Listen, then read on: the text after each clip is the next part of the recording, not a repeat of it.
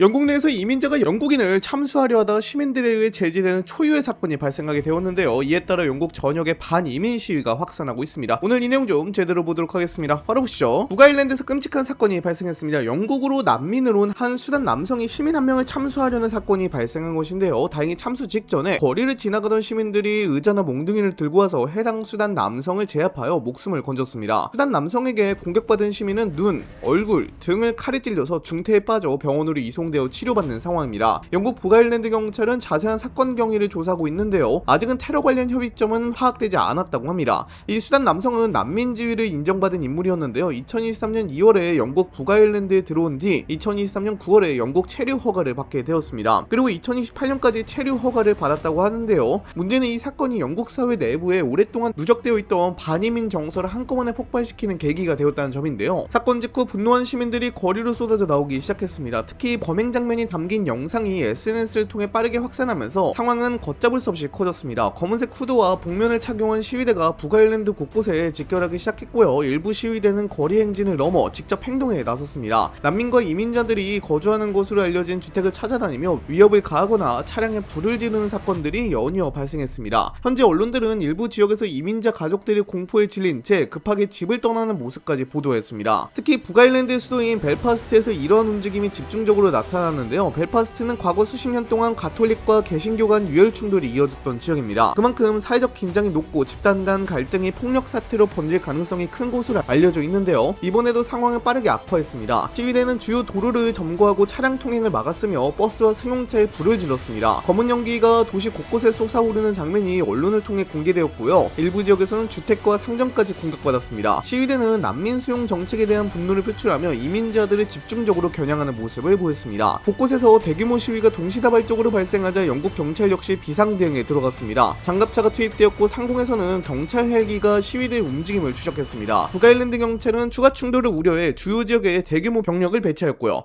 하지만 시위 규모가 계속 커지면서 경찰의 통제력에 대한 우려도 제기되고 있습니다. 상황이 심각해지자 지역 치안국장인 라이언 핸더스 경무관은 긴급 기자회견을 열었습니다. 그는 이번 살인미수 사건으로 인해 시민들이 공포와 분노를 느끼고 있다는 점을 충분히 이해한다고 밝혔는데요. 동시에 감정적인 대응이 더 큰 혼란을 불러올 수 있다며 시민들에게 자제를 요청했습니다. 경찰은 범죄에 대한 수사와 처벌은 법에 따라 진행될 것이라면서 거리 폭력은 또 다른 피해자를 만들 뿐이라고 강조했습니다. 그런데 더 우려되는 부분은 이러한 분위기가 벨파스트에만 머물지 않을 가능성이 높다는 점입니다. 영국 사회에서는 이미 수년 전부터 이민 문제를 둘러싼 갈등이 누적되고 있었기 때문인데요. 많은 시민은 이번 사건을 하나의 독립적인 범죄로 받아들이기보다 최근 반복적으로 발생한 사건들을 연장선으로 바라보고 있습니다. 실제로 불과 얼마 전에도 이민자와 관련된 논란이 영국 사회를 뒤흔든 바 있습니다. 한 시크교도 이민자가 흉기를 휘둘러 영국인 청년을 공격하는 사건이 발생했는데요. 당시 현장에 출동한 경찰은 믿기 어려운 실수를 저질렀습니다. 가해자가 자신이 인종차별 피해자라고 주장하자 경찰이 이를 사실로 받아들였고요. 오히려 흉기에 찔린 영국인 피해자를 가해자로 오인해 현장에서 수갑을 채워버렸습니다. 심각한 부상을 입은 상태였음에도 적절한 조치가 늦어졌고 결국 피해자는 목숨을 잃고 말았습니다.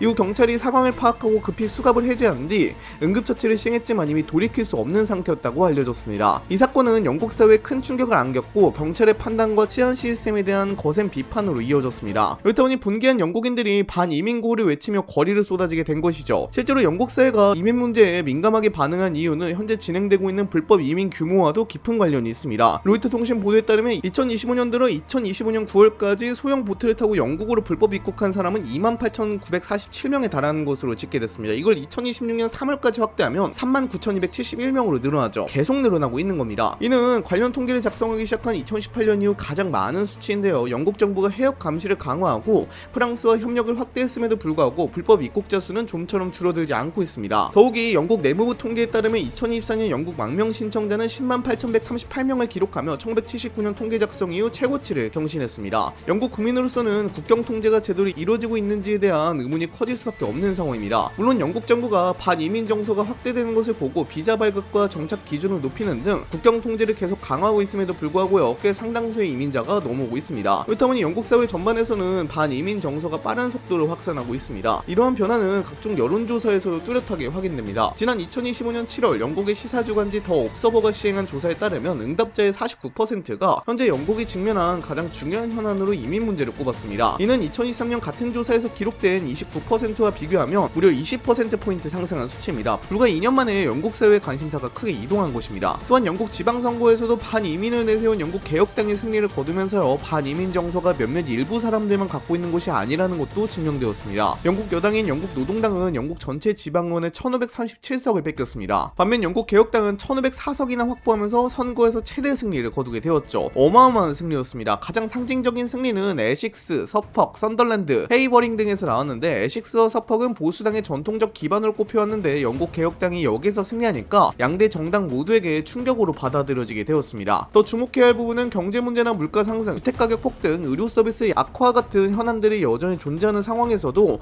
이민 문제가 가장 중요한 국가과제로 선택됐다는 점입니다. 이는 많은 국민이 자신들이 겪고 있는 생활상의 어려움을 이민 문제와 연결해서 인식하고 있다는 의미로 해석됩니다. 실제로 영국 각 지역에서는 병원 진료 예약 대기 기간이 길어지고 공공주택 공급 부족 현상이 심화하면서 이러한 불만이 커지고 있습니다. 일부 주민들은 학교 정원이 부족해지고 지역사회 인프라 부담이 증가하고 있다고 주장하고 있으며, 이러한 목소리는 지역 언론과 SNS를 통해 빠르게 확산하고 있습니다. 정치권 역시 이러한 분위기를 예의주시하고 있습니다. 노동당과 보수당은 최근 들어 국경 통제 강화와 이민 규제 확대를 잇따라 언급하고 있으며, 강경한 반이민 정책을 주장하는 개혁당은 이를 바탕으로 지지율을 끌어올리고 있습니다. 과거에는 일부 계층이나 특정 지역에서 주로 제기된 이민 문제가 이제는 영국 전역의 주요 정치 의제로 자리 잡은 것입니다. 그래서 이번 벨파스트 사태는 한 건의 흉기 사건에서 끝나는 문제가 아니라 영국 사회 전반에 누적되어 온 불만과 불안이 얼마나 커졌는지를 보여주는 사건으로 평가받고 있습니다. 그리고 이러한 흐름이 계속된다면 향후 영국 정치와 사회의 방향에도 상당한 영향을 미칠 가능성이 높다는 전망이 나오고 있습니다. 이러한 상황 속에서 영국 정부 역시 더 이상 여론을 외면하기 어려워지고 있습니다. 특히 최근 들어 반이민 여론이 급격히 확대되면서 노동당 정부가 기존보다 훨씬 강한 국경 통제 정책을 내놓을 가능성이 커지고 있는데요. 실제로 키어 스타머 정부는 이미 영국에 장기 체류하려는 외국인에 대한 심사를 강화하고 있으며 정착 자격을 얻기 위한 조건도 점차 까다롭게 만들고 있습니다. 하지만 현재 영국 사회에서는 이러한 조치만으로는 부족하다는 목소리가 커지고 있습니다. 특히 이번 벨파스트 사태 이후에는 난민 심사 절차를 전면 재검토해야 한다는 주장까지 나오고 있는데요. 현재 영국에서는 망명 신청자가 급증하면서 심사 인력과 행정 역량이 한계에 도달했다는 지적이 꾸준히 제기되고 있습니다. 이에 따라 입국 단계에서 신원 검증을 더욱 강화하고 범죄 위험성이 있다고 판단되는 신청자에 대해서는 입국 자체를 제한해야 한다는 요구가 늘어나고 있습니다.